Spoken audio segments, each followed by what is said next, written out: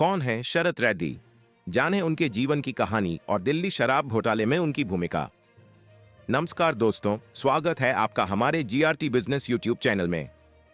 आज हम बात करेंगे शरत रेड्डी की, जो हाल ही में दिल्ली शराब घोटाले में चर्चा का विषय बने हुए हैं।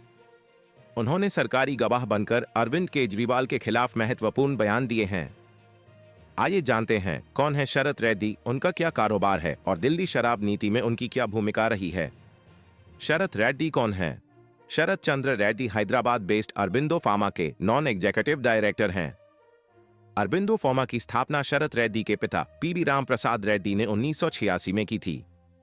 ये कंपनी जेनेरिक दवा बनाने वाली कंपनियों में एक बड़ा नाम है। शरत रेड्डी ने बिजनेस एडमिनिस्ट्रेशन में डिग्री प्राप्त करने के बाद अपनी कंपनी के साथ काम शुरू किया और कंपनी को देश और विदेश में विस्तार दिया। शरत रेड्डी का व्यवसाय।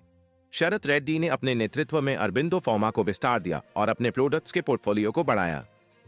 वह कॉर्पोरेट गवर्नेंस के प्रति अपनी प्रतिबद्धता के लिए जाने जाते हैं। इसके अलावा शरत रेड्डी शराब के व्यवसाय में भी हैं। पढ़ाई के बाद और अरबिंदो फार्मा ज्वाइन करने से पहले उन्होंने एक शराब कंपनी संभाली थी, जिसे बाद में अरबिंदो फार्मा में मिला दिया गया। दिल्ली शराब घोटाले में शरत रेड्डी की भूमिका। घोटाले की टाइमलाइन। 1. 2020-2021 दिल्ली में आम आदमी पार्टी आप सरकार एक नई एक्साइज नीति बनाती है, जिसका उद्देश्य रेवेन्यू बढ़ाना और ट्रांसपेरेंसी को बढ़ावा देना था। 2.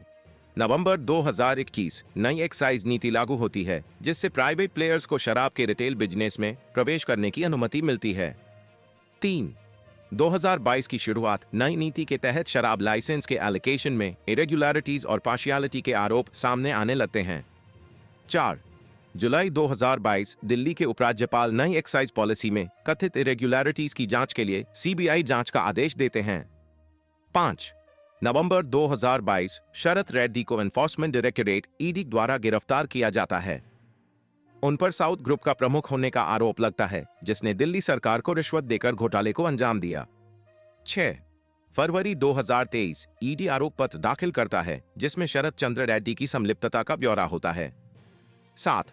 मई 2023 शरत चंद्र रेड्डी को स्वास्थ्य कारणों से जमानत मिलती है। 8. जून 2023 शरत चंद्र रेड्डी सरकारी गवाह बन जाते हैं और जांच में सहयोग करने के लिए सहमत हो जाते हैं। सरकारी गवाह बनने के बाद बयान।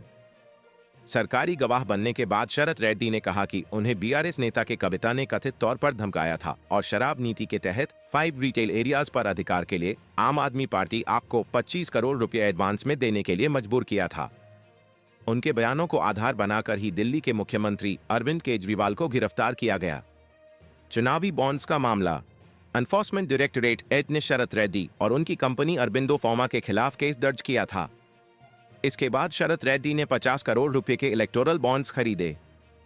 चुनाव आयोग के आंकड़ों के मुताबिक इन 50 करोड़ का बड़ा हिस्सा भारतीय जनता पार्टी भाजपा को मिला। चुनावी बॉन्ड्स की विवरण। भाजपा 34.5 करोड़ रुपए, भारत राष्ट्र समिति बीआरएस 15 करोड़ रुपए, तेलुगु देशम पार्टी टीडीपी 2.5 करोड़ रुपए। कंपनी ने ईडी द्वारा रेड्डी की गिरफ्तारी के कुछ ही दिनों बाद 15 नवंबर 2022 को 5 करोड़ रुपए के और चुनावी बॉन्ड खरीदे। निष्कर्ष।